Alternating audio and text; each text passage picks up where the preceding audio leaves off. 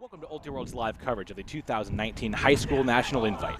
We're here for the boys semifinal between Lone Peak, the number 2 seed, and Edina, the number 5 seed. Lone Peak was dominant yesterday, winning their pool.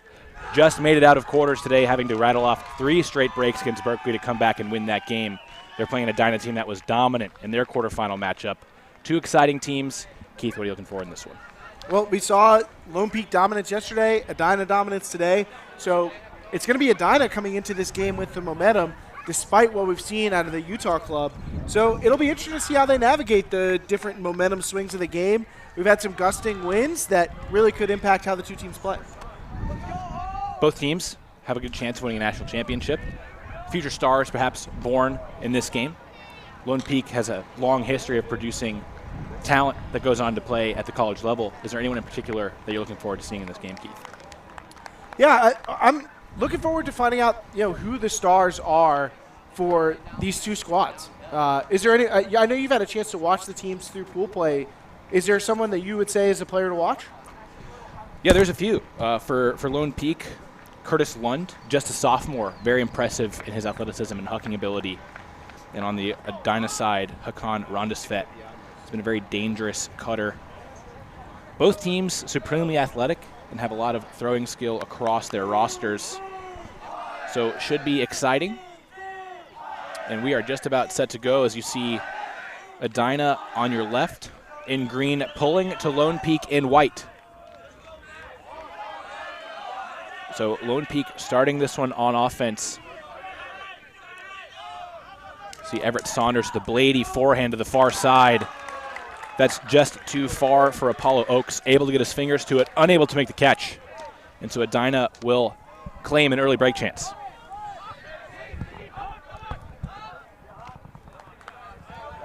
There's Rondesvet with the disc. And he's going to air it out downfield, staying just in bounds. Nice effort to toe the line by Matt Johnson. And it looks like maybe there's conversation about whether he was in or not. Johnson concedes that he was not, so Edina turns it back over. They're able to transition back into their zone defense.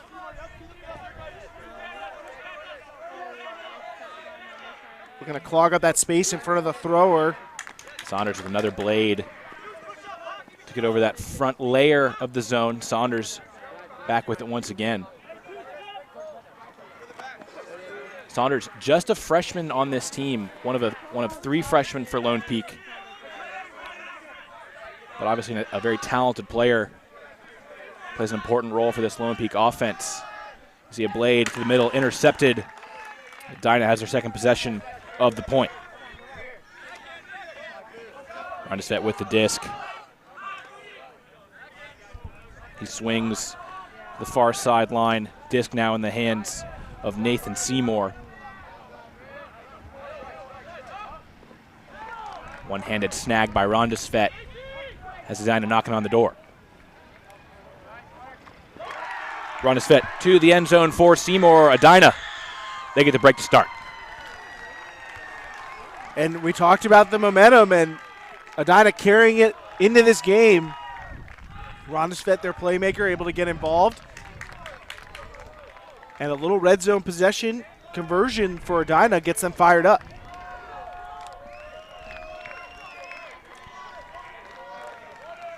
Taking another look at that interception. Thomas Tuchenhagen making that play defensively for Edina. Another look at the throw up the line by Rondesvet. Rondesvet has an older brother who plays for Minnesota Grey Duck. Rondesvet, one of the Edina coaches, was telling me that very confidently that Hawken is the better of the 2 brothers. And you see his early influence on that point as Edina gets the break. Not a lot of big brothers who would concede that, I think. But, sometimes you do it out of pride. And I'm sure Hawkins' older brother, proud to see him playing well already in this High School National Invite semifinal. Edina extending their season further here and hoping they can do it again to try and reach the final. That Edina D-line coming down once again. Nice pull fielded by Saunders.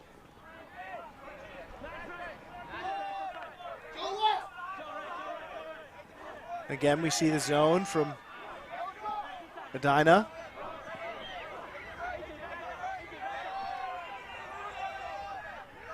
Zach Burnside gaining yards, hitting Apollo Oaks. And now a big huck downfield. Rondesved in the air, and he elevates to intercept that one. Edina, again, impressive defensively. Again, have a break opportunity. Rondesved loading up for a big backhand, looking downfield. Several bodies in the area, but it goes up, and it's caught by A.J. Larson. Edina, 2 highlight reel catches on that play. Back-to-back breaks to start. Challenging the deep space and challenging Rondesved, and that's teams are going to put their premier deep defender back in that deep space. So even sometimes when you're tempted, you're going to find that windows close quickly, and perhaps an overly aggressive shot from Lone Peak on that one. Oaks trying to get that one over Rondesved, but he gobbled it up and quickly made them pay the other way.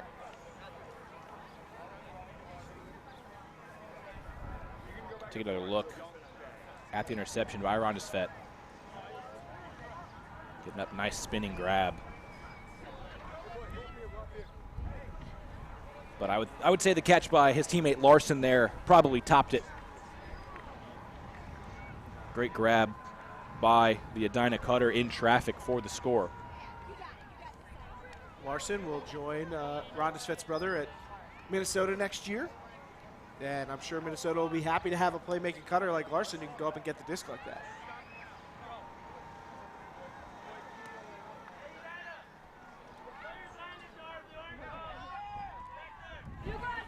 So I expect we'll continue to see Edina turn to this zone defense. Lone Peak looking for an adjustment. Throw over the top to Colton Toon. Toon looking to the end zone. Again, Rondesved in the area, and again, he goes up and snags it. Not sure why Lone Peak is continuing to try to challenge Rondesved deep. That one was an even easier interception than the previous one. Rondesved back with the disc in his hands again. I mean, he has been very effective after the turn. And a timeout by Rondesved will give the teams a brief break. But to go back to our point, we talked about teams are often going to put their best deep defender back in that deep space. Obviously, Rondesved's strong in the air. If you're looking to throw into the deep space against a zone, against a defender like that, often what you want to do is be hitting someone streaking behind them. Instead of attacking on the vertical angle and trying to win a jump ball against them with high throws, you really want to put fast throws out in front that can turn into a foot race. Often that deep is going to be standing still, and your cutter's going to be running full speed.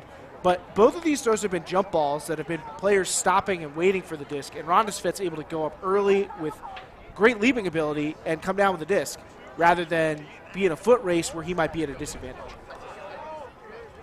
And perhaps Toon getting a little too excited by the fact that he was so wide open, trying to take advantage of there not being a mark on the throw. But Rondesved really had that one the whole way. So certainly not the start that Lone Peak was looking for. Well, I doubt that that Dave Krupa's group is not going to adjust to this. This is a well-coached outfit from Lone Peak.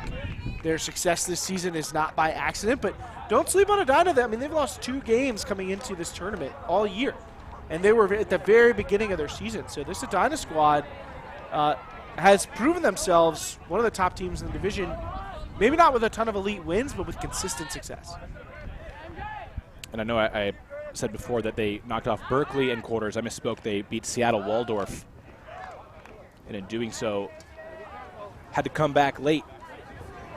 So they're not totally used to being down. They have already shown the ability to fight back from it when absolutely necessary, as we see there's quite a lot of contact, a bit of a body check from Toon after that catch from Larson on the far sideline.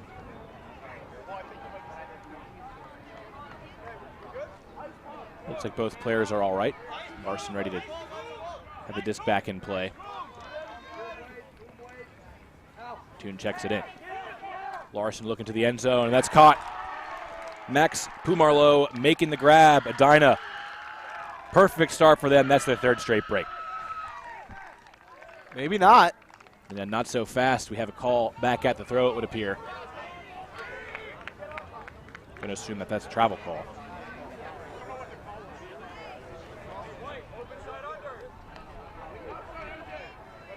So disc back with Larson.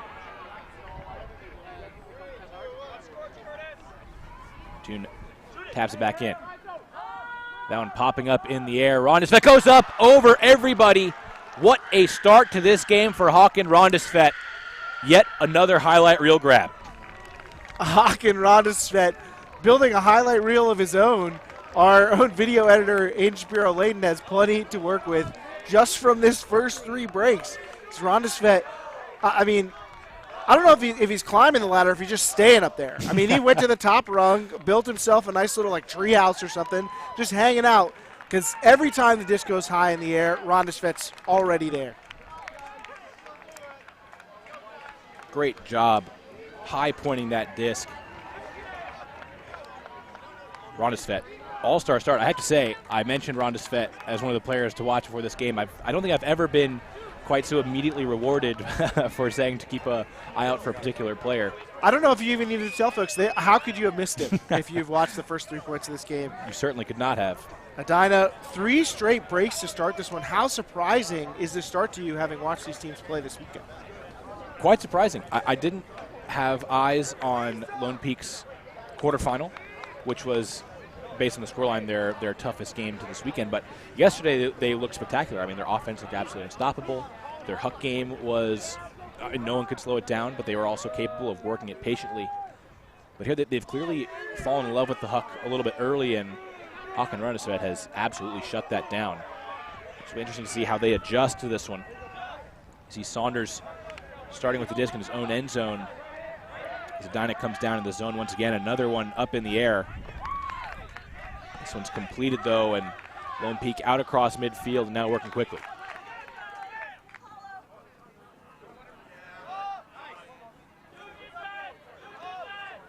Nothing too tricky about this zone defense. I mean, it's a pretty standard 3-3-1 force middle cup, it looks like. It's discussion about whether this throw was legally placed by DJ Sorensen. Yeah, it looked like Sorensen was maybe moving the feet before trying to initiate that give and go, but the go came a little too early, so Lone Peak going to have to try to do it again. Now Oaks with the disc. Able to find Saunders. Saunders, an aggressive blade to the end zone. That's caught. Nice grab by Ben McBride, going to his knees to make the catch. Lone Peak is on the board. And while it on its face that might not feel like the cleanest hold, it was a one-possession hold, and Saunders seems pretty comfortable slinging that blade despite the conditions. We've seen him go to this throw multiple times already, and here able to get his target.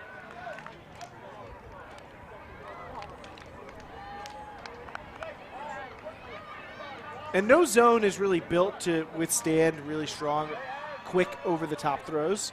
It's a space guarding strategy, and that often is going to leave holes if someone can find a way to get it there. And Saunders, aggressive in trying to do so. Sometimes it's going to pay off, and sometimes it's going to stretch the defense. And how about the freshman Saunders with the confidence for that throw? You don't see that in a whole lot of high school freshmen, but he's been running the show in the backfield so far for Lone Peak. Is it confidence, or does he just not know any better? That's part of being young, right? Is no fear. So we'll finally get our first look at the Edina offense as that pull rolls to the back of the end zone and out the back. I'll tell you what, as an offense, it feels real good to go out there with a 3-break lead. You get a little comfort from your defense, but you can easily apply pressure to yourself and be like, I don't want to be the ones to blow this. See Lone Peak coming out in his zone as well. AJ Wind is able to make that catch on the throw a little bit behind him. And now Edina trying to move quickly. Near block for Lone Peak, but Edina maintains possession. Pete Rock dropping it back and giving it right back, and then he throws into a block. Micah Pugh with the play defensively for Lone Peak, and so they'll have a chance to get one of these breaks back.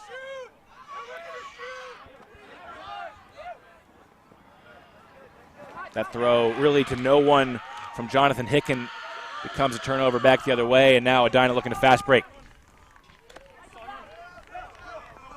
Will Brandt centering the disc to Matt Compoline.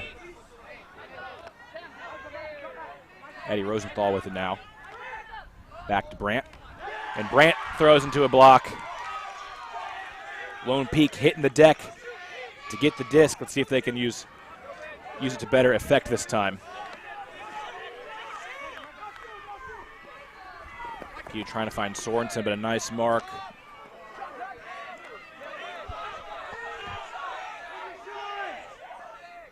Lone Peak settling for the under. And now going deep, stretching the field. Nice throw from Toon to put Sean McDonald on the goal line, and he dinks to the end zone. DJ Sorensen, Micah Pugh catching the goal. So Lone Peak, they do get one of those breaks back on their first chance.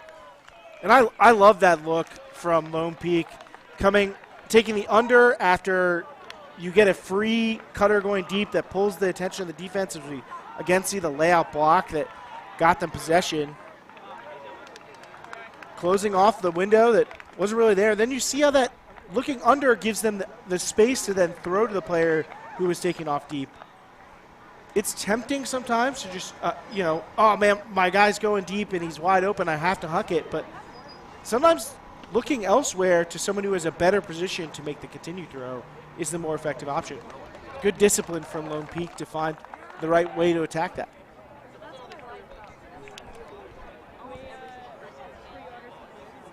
You see, I think that's a grill in action on the sideline.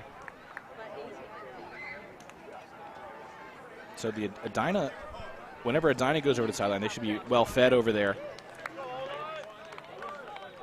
And if some happen to make its way into our commentator's booth, I don't think anybody would be upset. Maybe that should be, this tournament should expand to have a cook-off, like a parent cook-off. I say that purely for our own personal benefit, I'm pretty sure, but it could be fun. Let the parents compete a little bit as this pole hangs and sails over the top of the booth. And almost heads right into it. But yeah, I would volunteer to be a judge, I think. You have many opinions. I do. I'm an opinionated fellow. Sometimes the Ultimate community isn't fully in support of those. But I try not to shy away. We'll get to this topic later. I'm sure we will. We see Edina coming down looking for their first hold of the game, already up a couple breaks. They're stagnating a little bit on the far sideline, but a scuba from Rock able to reset the stall. Compoline with the disc now.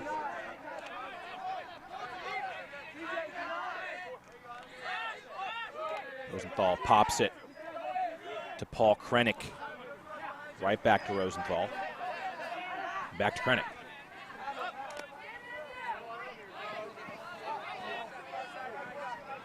And so far, Lone Peak's kind of wall zone has been able to force short throws, keep Edina from getting a lot of gainers.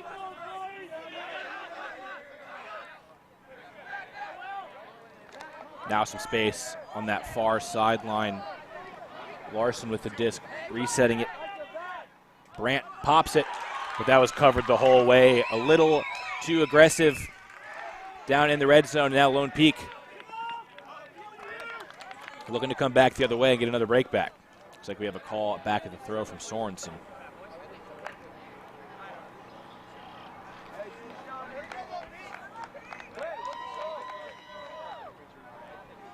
Sorensen forced to fake a couple times. I don't think he expected to pull the throw back, but traffic in the way and maybe induced a little bit of a travel. Sometimes when you think you're going to release it, your feet start to move already. Lone Peak again looking to go deep. Seems like that's their first instinct, but it was Tyler Jensen who holstered the throws Well, there's no Ronda back there this time. Play comes to a halt again with the disc in the hands of Sorensen. Just a pick call, I think, as Sorensen caught that one.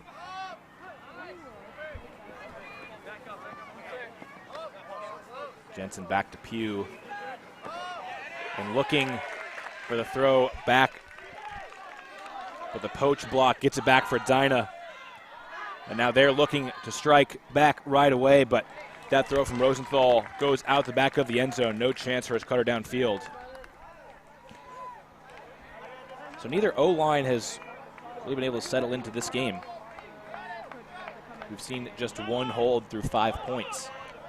And Edina already with a couple of turnovers here.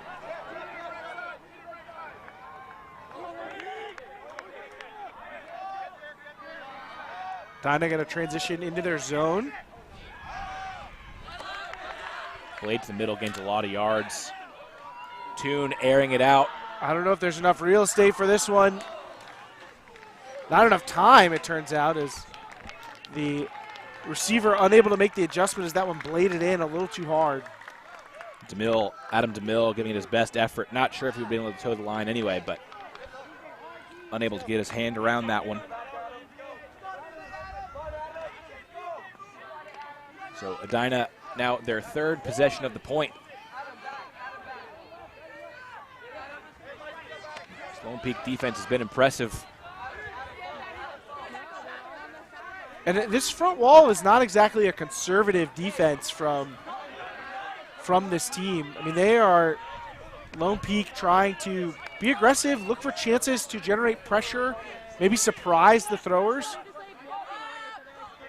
Pete Rock looking for a lot of yards. That one's easily swatted by Colton Toon. Rock throwing too far for the two cutters he had in the area. Larson was the closest. Sorensen picking up once again, and he's going to call an immediate timeout. Instant timeout. So a sloppy point between these two sides so far. But with Edina having gotten those 3 breaks to start, Lone Peak would certainly like to get their second in a row to try to get right back in it. Yeah, Edina seizing the early advantage, and now as we see this Huck attempt that, I mean, that's a really tough play for the receiver. He seems frustrated with himself, but there's a lot to ask. I think on tape you might see that and be like, oh, that was a really hard catch. Very difficult. He would have been in bounds if been able to make it, though. But yeah, the wind playing with the flight of the disc a little bit and coming in at such a high speed and sharp angle. Always a tough ask.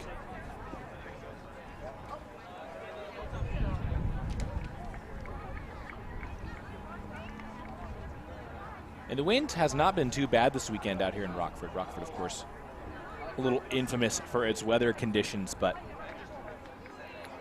really has been difficult to complain about how they've been so far this weekend. Highs in the low 80s. Has not even been a hint of rain. Don't know that I've seen a cloud out here either day. There certainly isn't one in the sky at the moment. And it's a little breezy, but not too bad. Teams should be able to score going both ways, as we've already seen in this game. Lone Peak's counterparts in the girls division also competing in the semifinals have built out an early lead. They're up 5-1 on Newton North in the girls division. The winner of this one in the boys division will head to face the winners of Berkeley and Woodrow Wilson. Woodrow Wilson up 4-3 in that one. So the Lone Girls have built out an early lead. That is something that they have done all weekend long. They beat Mount Notre Dame in quarterfinals 15-0, Keith. So both divisions at Lone Peak have looked very strong. Lone Peak obviously not off with a strong start they would have hoped for, but trying to fight back into this one as we are back on the outside of this timeout. Looking to get their second straight break. They are moving quickly as they enter the red zone. McDonald with the disc. Getting it to the middle to Sam Canland. Toon just outside the end zone. The quick continue for the score. Tyler Jensen with the goal. So excellent work by Lone Peak after the timeout. That's back-to-back breaks. Well, you love to see that if you're a coach after a timeout. Just incredibly well-executed offensive possession there. Disc moving quickly. Players attacking and following their throws.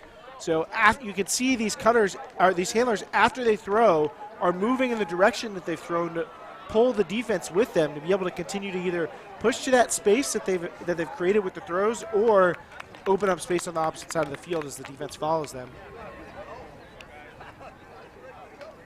Get a good look at some of the little kiddos out here. It's been a pretty good family atmosphere out this weekend. Of course, with the high school teams, a lot of parents and families traveling with. Who knows? Those could be future players of the year in college. You never know. Could be them we're watching the high school national invite 2028.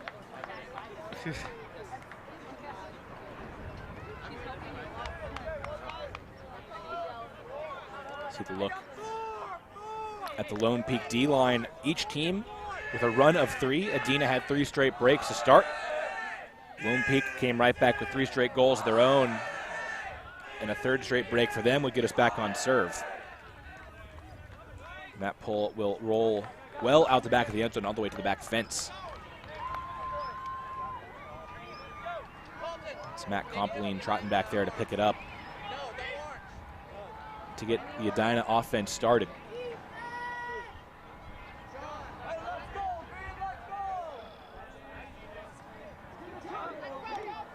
Quick little dish to Will Brandt. Lone Peak back in there, 3-3-2. You can see how the defense is trying to attack that reset space, force Edina to throw forward into the 3 downfield defenders waiting for them. Really, it's just been no quick disc movement for Edina. It's like every throw gets to about stall 7 or 8 before they settle for that reset. They finally swing it to the far sideline.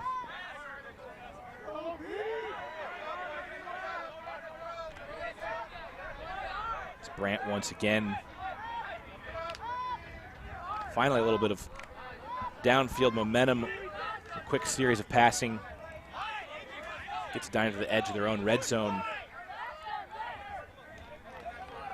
Edina kind of overloading the defense by bringing a lot of green jerseys around.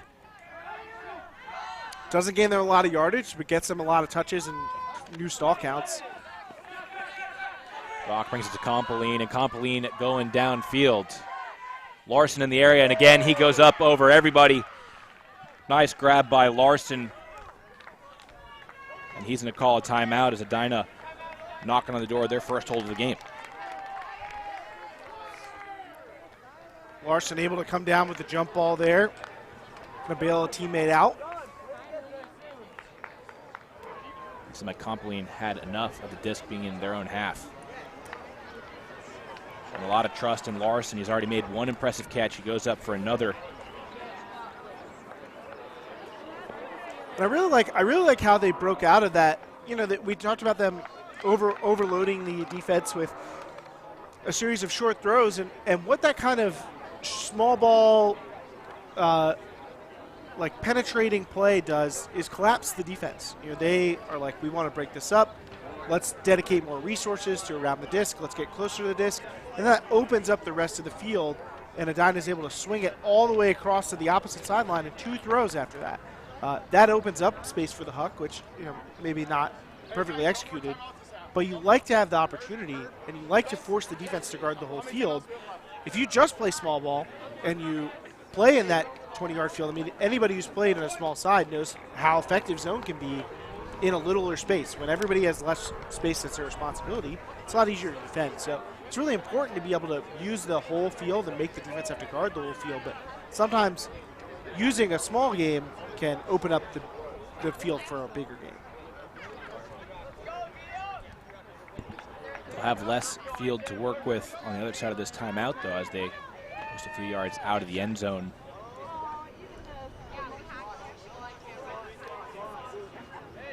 So we see Larson on one knee.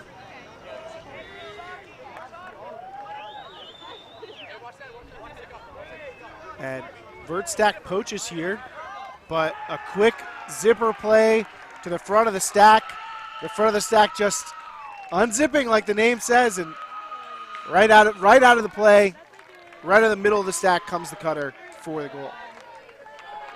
After the score, A.J. Wind looking like he was trying to resuscitate that disc. How'd it go? Word not in yet. Not sure if there's a heartbeat or not. You get a real good look at that play develop for Edina. Well drawn up in the timeout. I mean, it's a classic. And a classic for a reason, I would say, Keith. It's just hard as the middle defender in the stack to be prepared for your player to make a cut. You're just often not ready for so quickly that part of the stack to become involved in the play.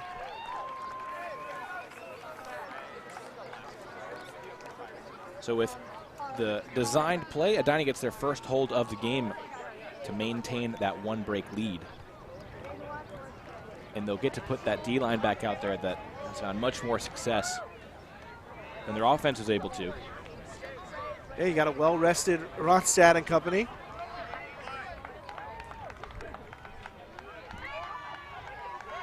And it'll be Håkan Rannesvet with a big forehand pull.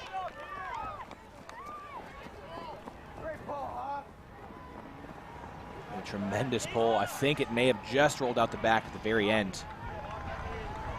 Indeed it did, but Rannesvet showing off another facet of his game there, nearly pinning Lone Peak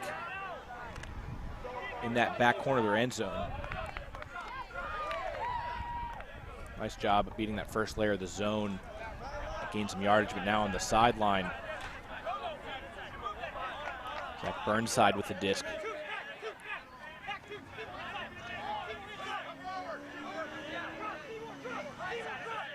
They have been pinned to the sideline. A nice job by the Edina defense.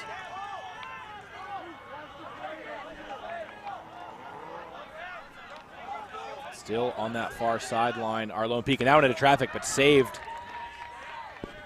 Nice catch to save possession for Lone Peak, and now a big aggressive blade. Able to get to midfield. Zach Wooten there for the grab. It's Burnside once again, resetting to Sam Canland.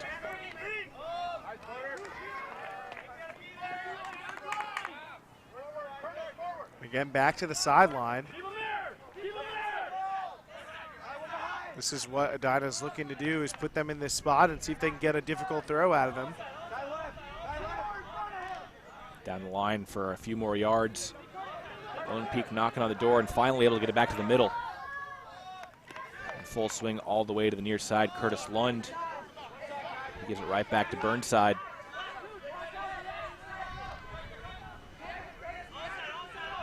Can't look into the end zone, and that's intercepted by Rannesvet. Perhaps he was on the sideline for so long they forgot about his ability to take the disc away. And he's coming right back with a big forehand, but that's too far. He's looking for a Pumarlo.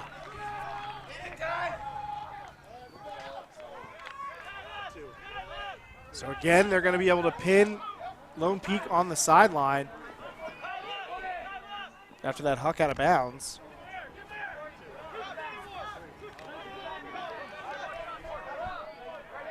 And there's been an adjustment here by Lone Peak. They have one player just standing basically in the end zone, 65 yards away, to try and pull Rannesvet, although now they're bringing him back in.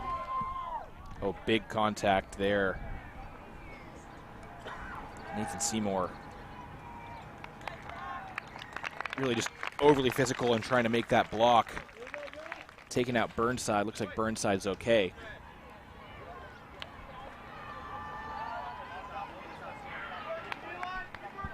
And that's definitely not the kind of bid you want to see. Seymour really no chance of that one, and even if he did, he was always going to have to go through the back of Burnside. So to revisit this, by pulling Rannesvet back, that opens up the ability for them to make over-the-top throws without Rannesvet being able to try and make a play on them. And Rannesvet's put in a position where he has to decide, do I gamble moving forward and open up the big deep throw as a continue option? Nice throw from Canland to break the mark. Lone Peak doing a better job of keeping the disc in the middle of the field on this possession, but now going to the far sideline. Max DeLynn having to get up to make that catch. Canlon to Burnside. Now here to the near side to Lund, right back to Burnside. Burnside does a good job coming under and then trying to keep the disc in the middle of the field. Canlon using that shoulder shimmy to attack the mark. Set himself up for either the around backhand or the inside forehand. Canlon doing a nice job of finding those spaces. And you see Lone Peak patiently working their way. They get the hold to make it 4-4. And after all that on the receiving end, Curtis Lund, the player who basically had spent the entire point standing in the end zone. So maybe it felt like he had been doing nothing, but he was pulling Rondesvet further back and then ends up his first touch of the point is in the end zone. That often happens in a zone. You may feel like you're doing nothing, but by occupying the defense, you're helping your teammates. And then a lot of times you'll be the one who catches the continued score if you're just patient. Patient, the key word there for Lone Peak. They were not on their first red zone possession of the point, but certainly were the second time around to earn that hold. Put the pressure back on the Edina O-line. And worth noting for Lone Peak, they have 4 goals and 4 assists, none by the same player so far. So an impressive show of depth for the Lone Peak Knights. You see Edina starting deep in their own territory on this possession. Rock coming under. Both teams have done a solid job of pulling and forcing their opponent to work the length of the field. We haven't seen a ton of short field errors until right there. Curse of the commentator. That throw popping up, and now Lone Peak with a chance to break right away, and a nice blade to the end zone. Sam Canlon makes the grab. Lone Peak gets the quick break off of the tremendous pull. We're back on serve.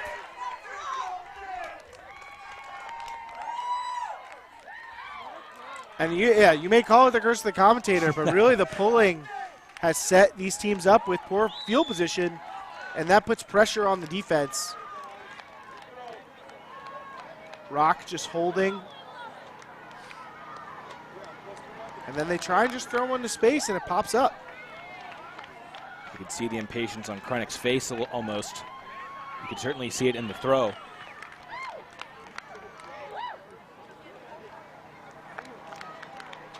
Pops over the head of Rosenthal, never had a chance. Instead, intercepted by Toon. And Toon has the blade a little bit more dialed in than his counterpart. Find Canlon for the break.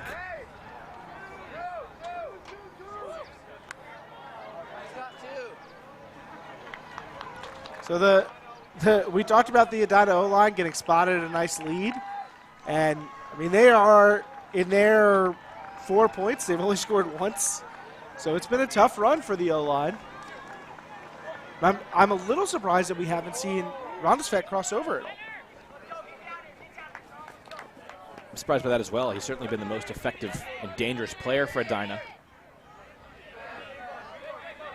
And his defensive abilities, I would think, would go a long way in preventing giving up breaks when the team does turn the disc. We have a stoppage a few throws ago that'll bring the disc back to the hands of Krennic. So now matchup defense is, this is going the other way for the first time in a while.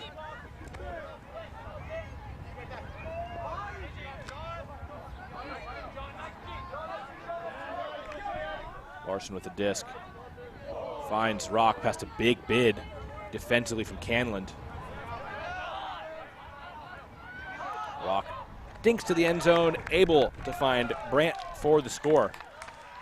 So a rare, clean hold for Edina. Keith, you have the stats. I believe that's the third hold of this game for the two combined teams. Fourth now. Fourth. But second for Edina. And both of them have come clean. When they are holding, they're not giving up the disc. And it's interesting to see the way Rock affects the tempo of this offense, I mean, he basically never gets rid of it within the first couple seconds of the stall count. He's so patient, almost to a fault. He's just so calm, and almost puts the offense to sleep a little bit. It takes him a while to find what he wants to look at, but very effective throwers. We see Krupa talking to this Lone Peak offense. So Lone Peak, after the rough start offensively, has been able to clean it up. It's been a roller coaster ride of a first half. It certainly has. It's been exciting. I mean, we're at 5-5 on serve after all that. But, I'm not complaining. 5-5 on serve can be very boring. This certainly has not been that, as we've seen both teams have big swings of momentum, exciting catches and throws from both sides as well. The other boys semi also even right now, 6s between Berkeley and Wilson. On the girls' side, Roosevelt with a 6-3 lead on Holy Family. And Lone Peak in control, 6-1 lead on Newton North at last count. And that was a little bit ago, so that lead could have extended since then. We'll try to keep you up to date on all 4 semifinals happening at the moment. And, of course, we'll be here live on ultiworld.com/live for both finals. We'll figure out one of the teams to be in finals in this one here. Still a lot of game left as we see Canland turn that one over just off the fingertips of his intended target downfield. And so Edina will have a chance to break. They have not gotten one since they made it 3-0. See Rondesvet with the disc. He's been the star of the game. At least it's opening period. High stall throw into traffic, but it's caught. Joe Wolford gaining a lot of yardage on that high stall throw. Rondesvet has it once again. Sweeping it to the far sideline. You continue to see a lot of this poaching front wall defense in there, and is able to generate a turnover. Yeah, trying to come all the way to the other sideline for a reset off the hands of Wolford. Throw over the top, and now Lone Peak looking to attack quickly. Swinging to the far side, Apollo Oaks. Dropping it back to Saunders, and Saunders with the laser to the front of the end zone for the score. A little bit low, but no problem for Zach Wooten. Lone Peak survives the break scare. They get the hold.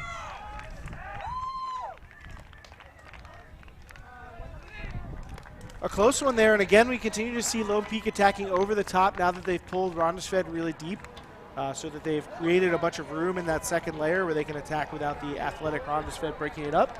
I wonder if we'll see Edina try and move him forward as we see that red zone turnover. Wolford just not able to catch up to that one. But Lone Peak has done a much better job in this offense since those first couple points, attacking this zone with an adjustment to their strategy, and that tactic has paid off.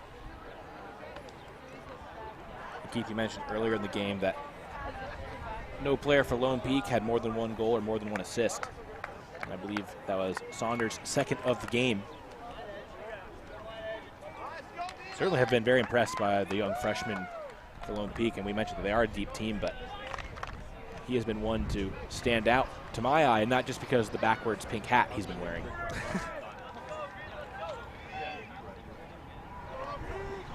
Just another in this impressive Utah pipeline.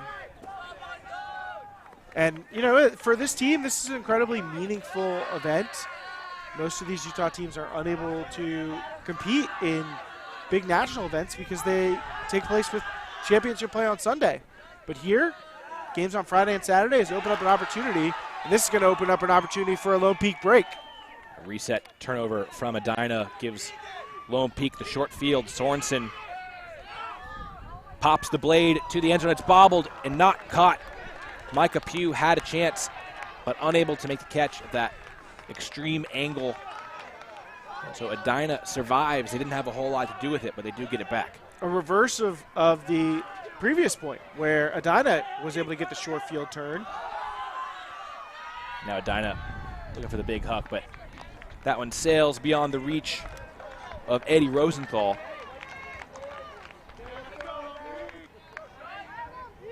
So Lone Peak, their D-line offense will have it for the second time at this point. They'll have a lot more field to have to traverse this time. So matchup defense from Adina against a horizontal stack.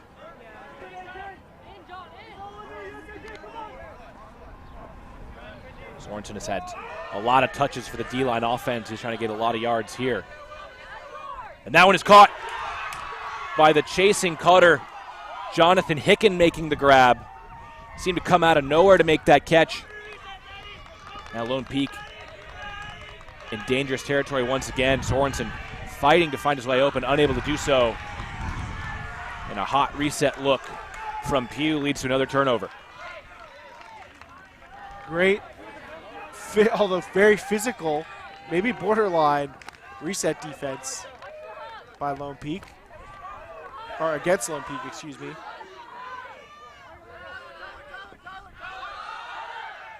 Larson rainbows that one over the top. Nice throw by Larson, who's already shown off impressive hops, showing you he's got the throws too. The steady rock. Resetting to Compoline.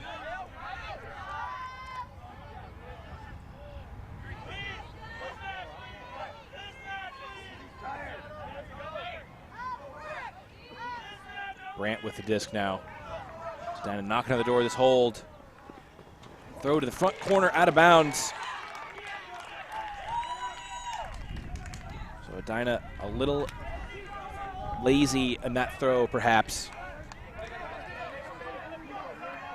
Not on the catch, but Larson giving it his all, but Edina struggling a little bit in the red zone here. Turn it over the last 2 times they've gone close to the red zone. Sorensen picks up and calls timeout. And I hope we get another look at that catch by Jonathan Hicken earlier in the point. I think we'll get it right here. See Hicken trailing late. Gets up over the pile, and Hicken, a significant player, I believe just a sophomore for Lone Peak, but played with Edina last year. His family moved out to Utah, now playing against his former teammates with Lone Peak in this national semifinal. What a narrative. Yeah, you wonder what kind of emotions are going through his mind as he makes a catch like that. Adam Banks. Adam Banks of the Mighty Ducks, who originally plays with the bad guy team and then joins the Mighty Ducks. Are you saying that Edina are the bad guys, Keith? No, I'm just, but they are from Minnesota, which is where Mighty Ducks takes place. So, tie it all together. Keith Rayner, our resident Mighty Ducks expert on the Old 2 World staff. That could be true. I would be interested to see if anybody else can out Mighty Ducks me, but.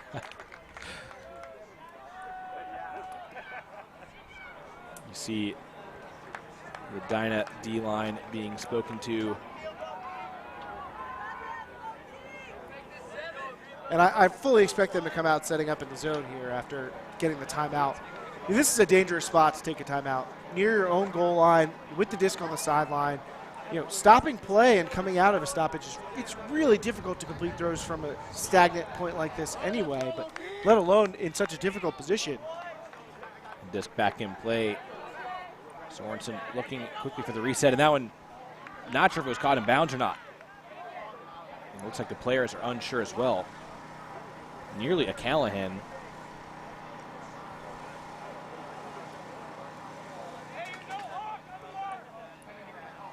Take another look. You see Sorensen having to settle for the tough reset, elevates the pass.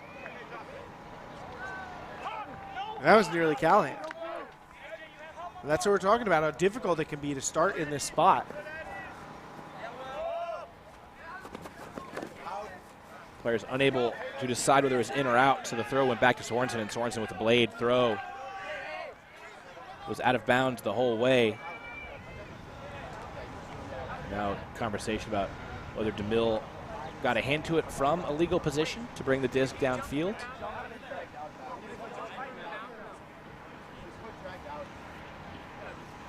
So discussion now about whether the Lone Peak receiver, was able to make contact with the disc before leaving the boundaries, which I'm very skeptical of, given our position.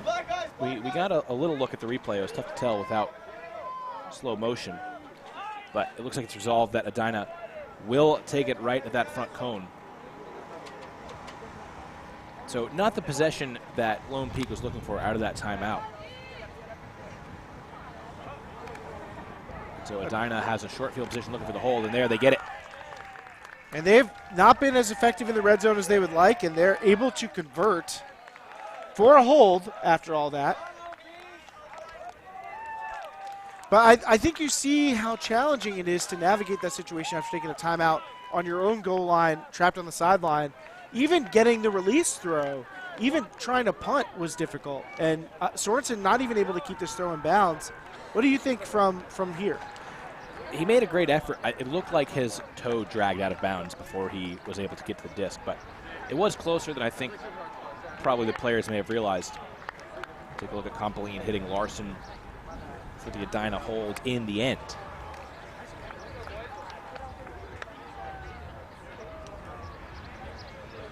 See some fans on the sideline catching some shade in the tents. A lot of tents here in the Mercy Elk Sports Core 2 Sports Complex.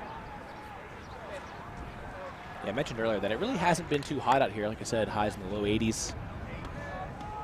But the sun definitely has been out.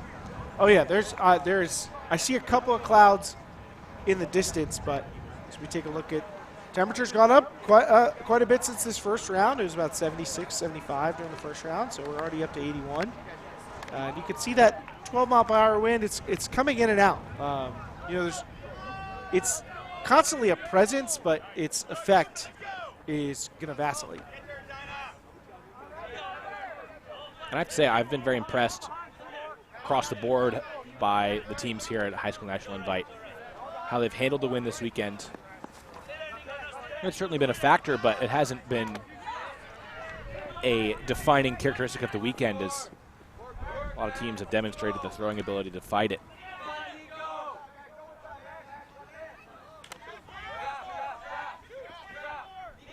Burnside has been one of the stronger throwers in this game. Has the disc on the near sideline. Canlon, a little casual near the sideline, checked his feet, saw that he was in. I like that he checked after he caught it. Just got to be sure. Better late than never, I guess, Keith. But a nice block at the point of attack. Max Pumarlo laying out for that one. And so Edina will look to take a break as we approach the end of this first half. Rondis Fett dumping it back for the easy reset.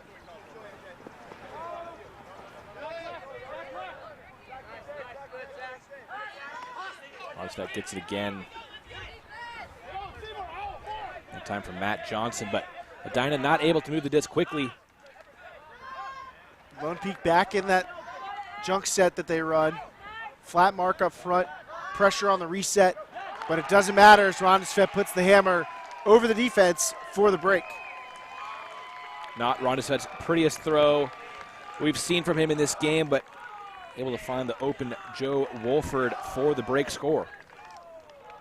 Take another look at the block that got Edina the possession. Nice reaction time by Pumarlo. We've seen that kind of turnover from both teams. Trying to fire a quick throw through the zone, trying to squeeze it through the tight window, only to be closed by a bidding defender. Both squads have been able to clamp down on that defensively. But, the temptation of a really difficult throw. We talked about young players not having a lot of fear.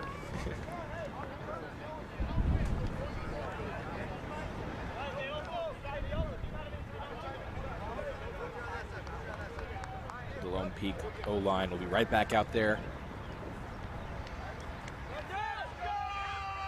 Edina will be hungry for another break into half to have some serious breathing room. They will start the second half on offense. Again, starting with their heels on their own goal line is Lone Peak.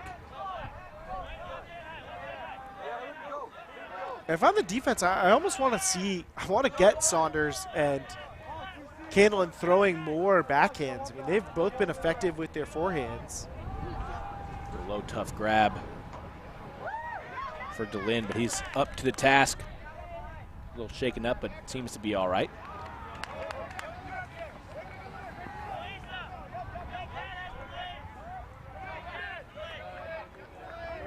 Nice shimmy from Saunders to open up that throwing lane back to DeLynn. Saunders going every other, and that blade low to the ground. McBride unable to save it. So Edina does take over with a chance to break for half. And they center to Rondesvet, which is exactly where they want the disc. Well, that one floats a little bit in the air, but chased down by Nico Grafe. Plenty of time, no defenders in the area. And that was Seymour with the disc, excuse me, but the ensuing throw is a turnover right back. And now Saunders going downfield, but that one has turned over and will go out of bounds. So Saunders with his second turn and looks a bit frustrated with himself.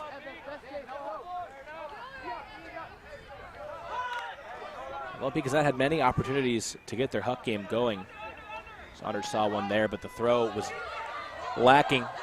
And Edina with a big throw downfield and a big catch by Matt Johnson puts Edina on the doorstep of this break. He's going to bring it to the near sideline, and that one just gets away from him. Wide open on the reset was Pumarlo. But Johnson maybe a little casual with the throw to the open target. And this one into traffic, almost intercepted. Nice. Taken in the area. Nice job by Wooten to toe the line.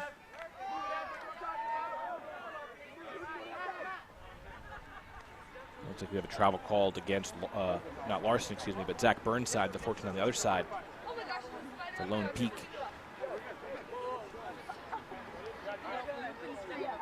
Disc back in play.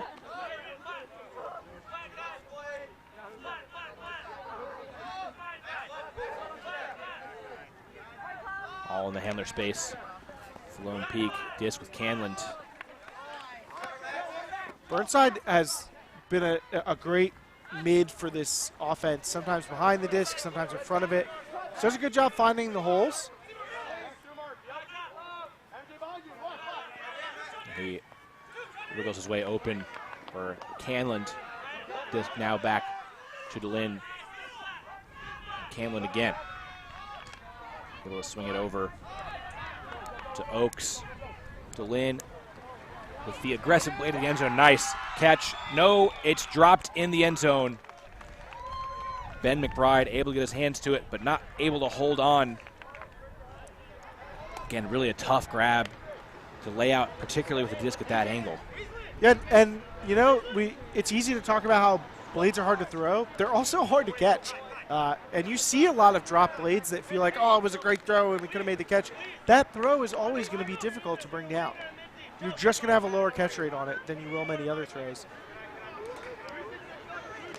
And Burnside taking an injury sub after the turnover, I believe. Sorensen subbing in.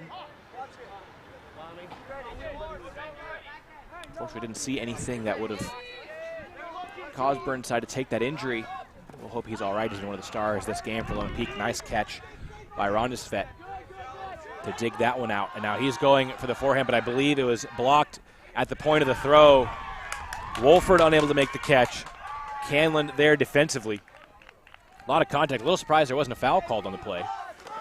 Lone Peak coming back the other way. DeLynn with the disc. Hits Sorensen, the injury sub, and Sorensen lasers a forehand past the bidding defender. Apollo Oaks had just enough time to make that catch. They hang on for dear life and get the hold. We'll have 1 point left in the half. They're fired up to be able to get that score. I mean, that was a tough hold for them. but now have a chance to take the half. And this was the opportunity, I think, or excuse me, this is not the opportunity. This is the opportunity for Lone Peak. Sorensen just, I mean, you see this team really is fearless throwing against the wind. Sorensen just a tough spot across the field, puts enough on it. But that red zone possession that we saw from Edina after the huck from Rondesfed, they win the jump ball, but turned over. Matt Johnson unable to finish off that red zone possession for Edina. And now they're even could go down into the halftime with a deficit. If they do get the hold, though, they will still be up a break. You can see from the celebration of Oaks for Lone Peak what that goal meant to them. Going down 2 breaks into the half is such a tough hill to climb back from.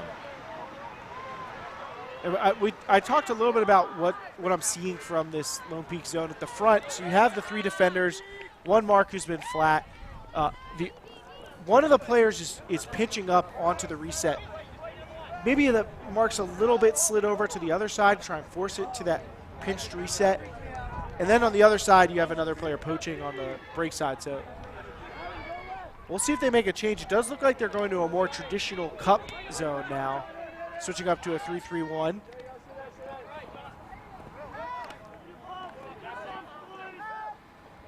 It's been all in the handler space so far for Edina. Edina really working the width with these handlers, forcing the cup, who's barely had a chance to set. They've been moving side to side. They get Larson on the sideline and get the block, however. The block at the point and then intercepted by McDonald. So Lone Peak with a great chance to break to get those back on serve before halftime. And the throw to the end zone. Hicken found by Tyler Jensen. Lone Peak takes advantage of the short field turnover. They break to take a halftime lead. Wow. Edina responding, and Lone Peak just comes back when they need it. I mean, they went down 3 breaks to start this game and have fought back to take half with a break of their own. So we see the score to Hicken that finished it off. And as soon as Edina stopped moving the disc, they brought it to the sideline where they could be trapped, weren't able to get it off very quickly, and at that point the cup was able to set, Lone Peak able to get the block. So a thrilling first half between these two as they fight for a spot in the high school national invite championship game. It was a great first half. Lone Peak battling back. Momentum swings both ways. Should set up for an exciting second half. Huge layout block.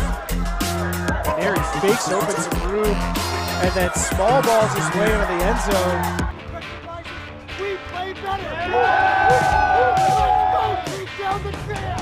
An Ultiworld subscription gets you closer to the players and personalities you care about with game video,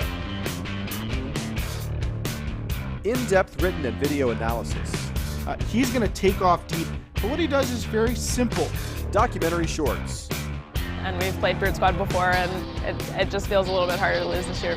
and a whole lot more. To get your subscription or learn more, go to ultiworld.com/subscribe.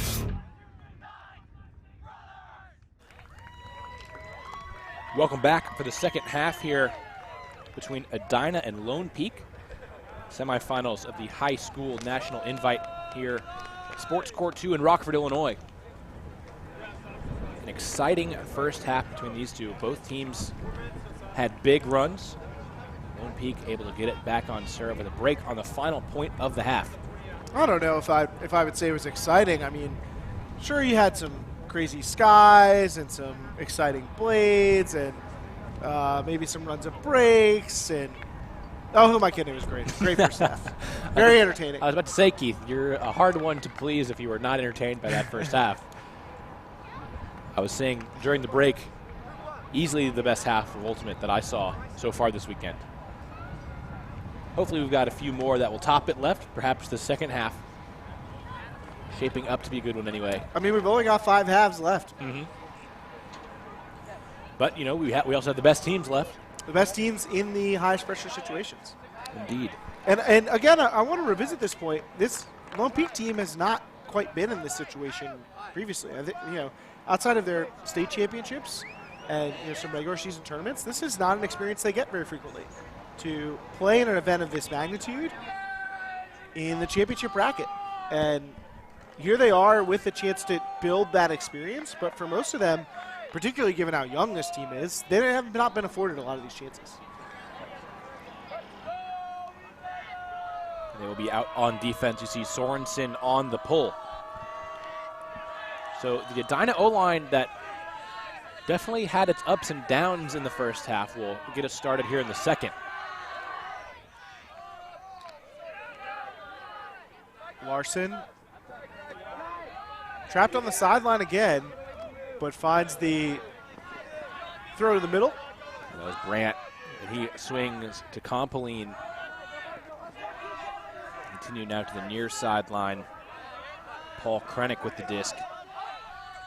We haven't seen this O-line really go a lot of one-on-one offense, but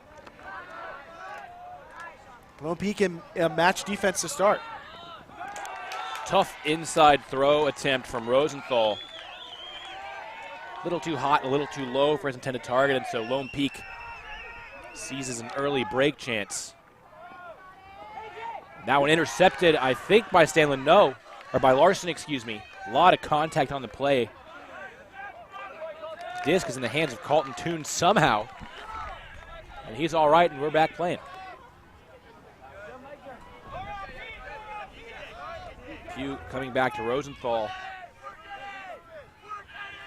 Sean McDonald, that one pops up a little bit for Canlin, but he's able to make the catch. This with Carlton Toon again, but we do have a stoppage of play. So the player is discussing. I'm still a little lost as to how A.J. Larson did not make that block or interception a few throws ago. We've seen him make some highlight reel plays, and he looked destined to make that one. I think this one called back for a pick by Larson, who said that throw was involved because he thinks he might have been able to make a play on it. Jonathan Hicken with the disc as Lone Peak struggling to get off the near sideline. Hicken looking to go upfield, and it's caught. Not sure that was the intended target, but Lone Peak maintains possession. And now pressing their look further with a floating one to the end zone. And it's caught once again. No, sorry. A lot of traffic in the area. We have a player down on the play. It's Canlin for the moment. Looks like a cramp. Thankfully just a cramp, it would appear.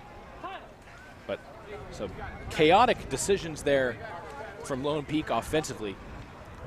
First one worked out, the second one did not. Yeah, a couple of jump balls into the pack and come down with one.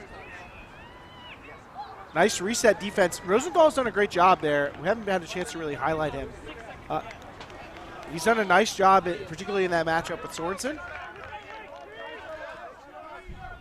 So after the injury stoppage, the disc is back in play. Larson getting open for that easy under.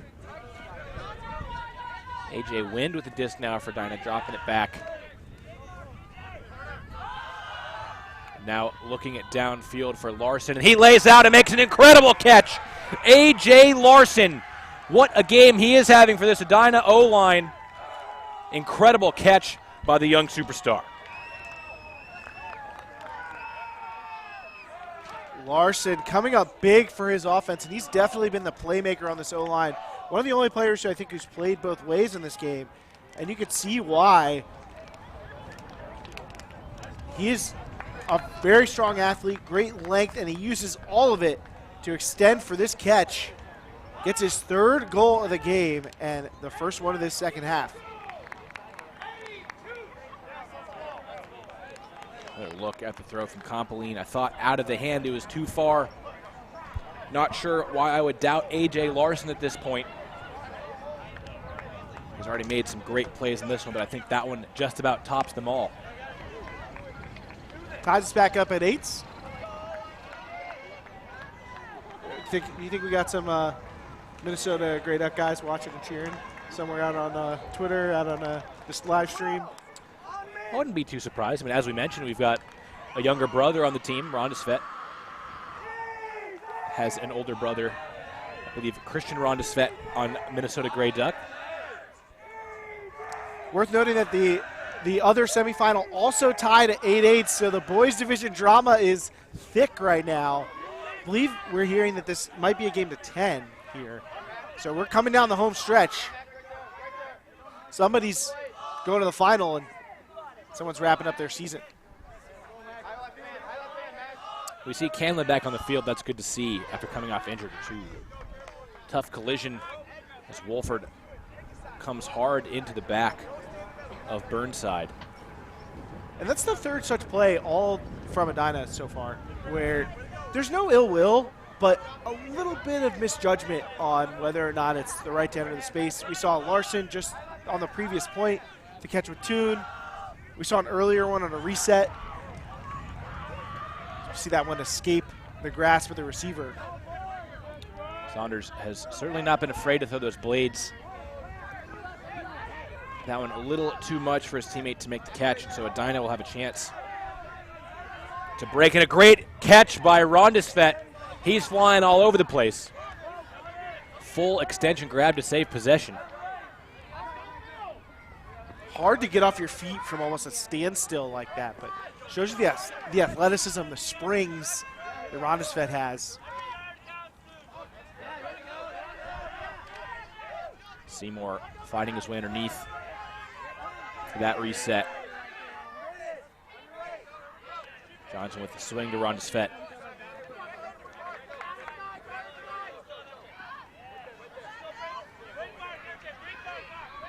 Seymour with the disc as Edina crosses midfield.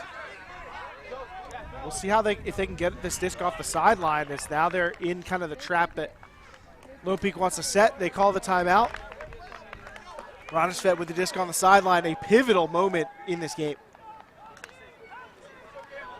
Calling timeout to make sure they are at least able to get it off the sideline.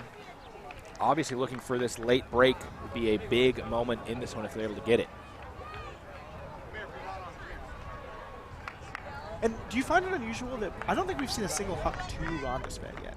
Often he's been on the throwing end of them. Yeah, that is, as we see the turnover, it is a little surprising because he's seemingly coming down with literally everything even remotely near him, as you see on that incredible catch earlier in this point. I mean, I think he's probably the D-line's best thrower. He might be the best thrower on this team, but they seem to have plenty of options if they wanted to open up the field and attack with him deep, or you can bring him over to the O-line. I mean, if you're going to cross him over, now's the time, right? Certainly. But first, they'll have to get on to the other side, and they're on offense right now with the disc in the hands of their star. Yeah, I think Edina would be very happy to keep him on the D-line, send him out to the next point on the defense to be able to get this break here.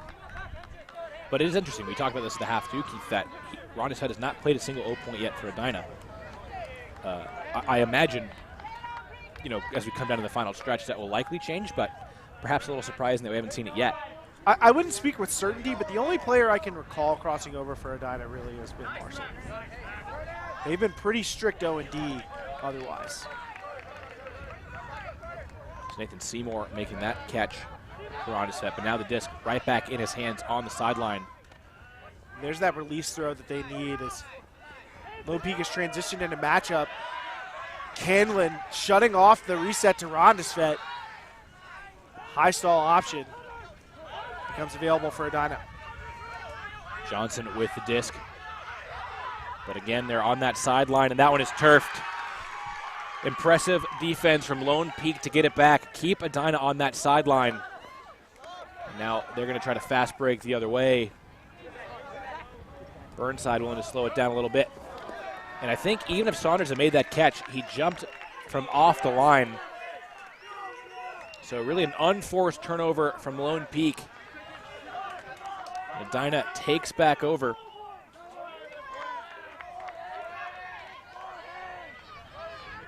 Rosenthal with the disc, hitting Rondesvet underneath. Rondesvet looking deep for the huck, holsters it for now. Settles for that reset to Rosenthal. He swings. And a big layout block to steal it back. Ben McBride, impressive play defensively. Both teams leaving it all out on the field as we approach the final stretch of this game. That one floating. Burnside able to make the catch. And he pops one to the end zone for the score. That's bookends for Ben McBride. The goal was a little bit easier than the block, but I'm sure he'll take it all the same. What a series of tremendous plays by Lone Peak. Come up with the layout block, make the difficult contested catch, and then get off the quick, tricky throw for the score. Take another look at this block. So a little too much traffic here. And you can see that the lack of a clear on that opposite side from Edina left the defender in the lane, and then a difficult catch here from Burnside. But I think maybe Edina wearing down a little bit. You know, that's a situation where you need to hustle to clear out and create space for your teammates. And instead, it's Lone Peak going the other way to take a 9-8 advantage. Worth noting that Berkeley did the same over Woodrow Wilson in the opposite semifinal. That is 9-8 Berkeley right now in a game 2-11. So any of the four teams could still be in the final. But we'll see the winner of this one versus the winner of Berkeley and Wilson for the 2019 High School National Invite Championship. And that was just a hold for Lone Peak. But you have to feel it was awfully deflating for Edina. Having all those chances, calling the timeout to try to set up a play, getting trapped right back on the sideline again. Turning it over a few more times, they're not going to have a whole lot more chances to get that break they need to win this game. The sideline has not been their friend. I mean, recall how the first half ended. A turnover when they were trapped on the sideline by the zone. A little missed timing on the isolation cut, so they're forced to take a different option. Quickly down the far side is Edina for the score. Nice throw from Larson to hit Wind for the goal. A rare quick point and a clean hold for Edina. Wind with a really wonderful play on the other end of that one.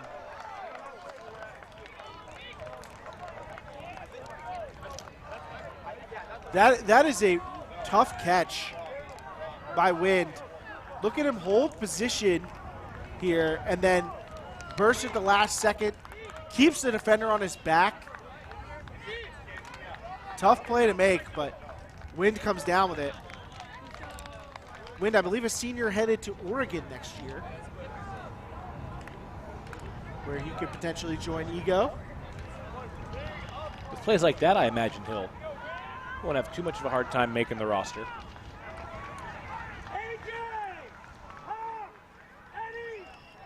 And there was discussion on the field about whether this is double game point. I think it was concluded that it's still win by 2 until hard cap.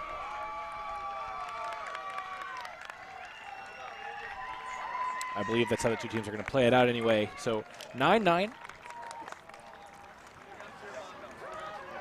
And we think game 2-11. I don't know if I necessarily believe that, because this looks like the kill line for Edina. And they're gathered up on the line like it's double game point, like their season's on the line here. So Lone Peak had a huddle as well, so perhaps this is double game point.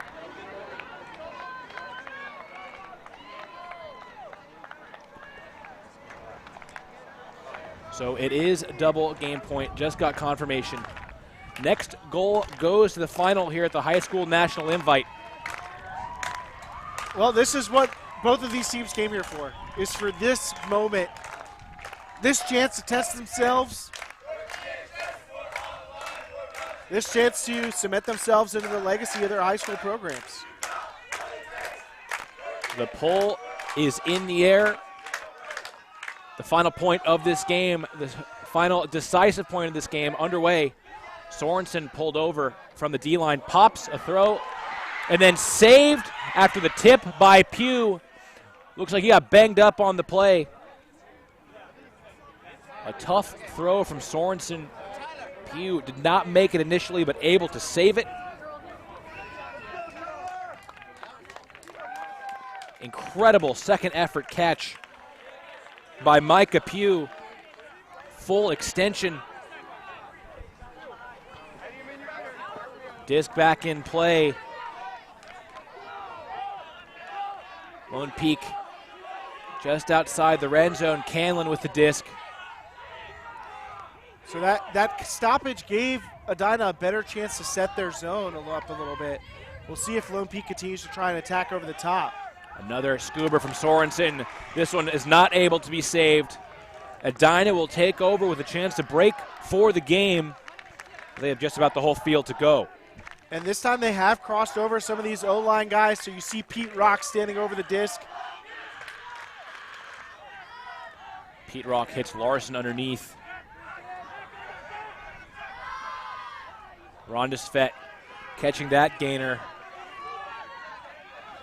Rondesvet unwinding for a big throw. Larson giving chase. Larson bids, it pops up in the air. Several players under it now, and it's caught by Seymour, and he dishes to the end zone for Rosenthal. Not sure we saw it ending that way, but Edina appears to have the break for the win. Lone Peak there's a lot of Lone Peak hand signals for a travel right now. After that catch was made, unclear about how fast the player got it off, if their feet were moving, were they in the end zone? I couldn't see from where we were, so we'll see if we get a replay of it. But what an insane series of events. See the catch by Seymour falling down. Not sure who got the block or if it was Larson that got a hand to it. Hard to tell from our camera angle.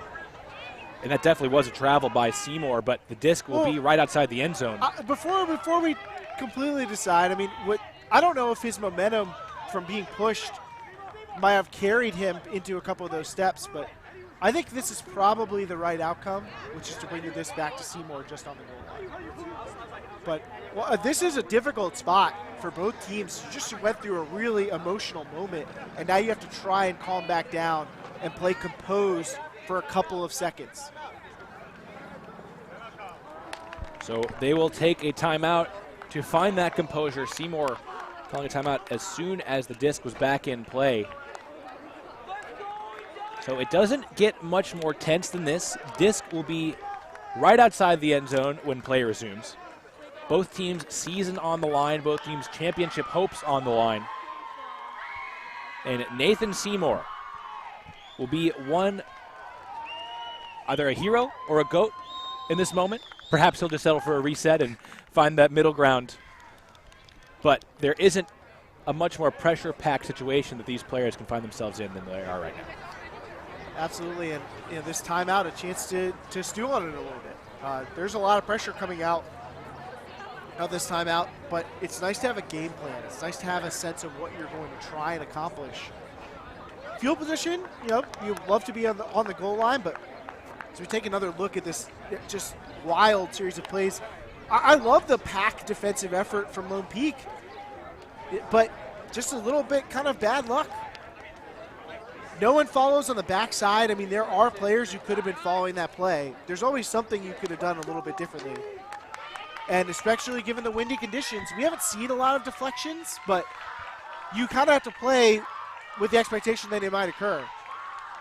Hard to fault anybody given the way that played out, but they'll have their chance here.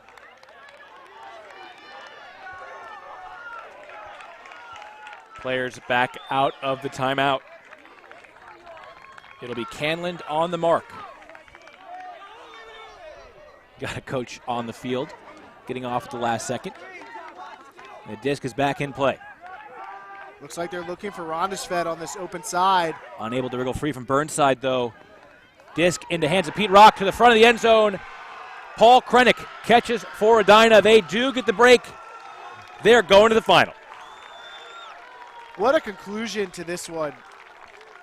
I mean, really the tension incredibly high, and a remarkable play sets us up for that harrowing moment, and Adina and the boys from Minnesota just able to navigate.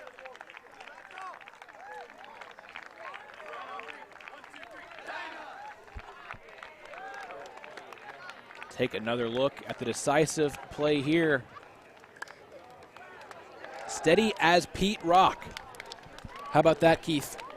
Gets the reset, the quick continue to the end zone, unfazed by the pressure. You see the players in the high 5 line. Edina moving to the final. Lone Peak, young team, but impressive season for them comes to a close. Keith, we enjoyed the first half quite a bit. I think the second half may have topped it. I mean, it was really just a remarkable game. Really hard fought by both sides.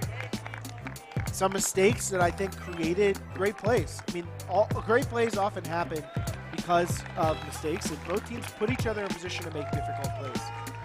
We saw sometimes they came up with it, sometimes they didn't, and that left us with a really dramatic, hard-fought game. Great game from beginning to end. Edina comes out on top. They make it to the final.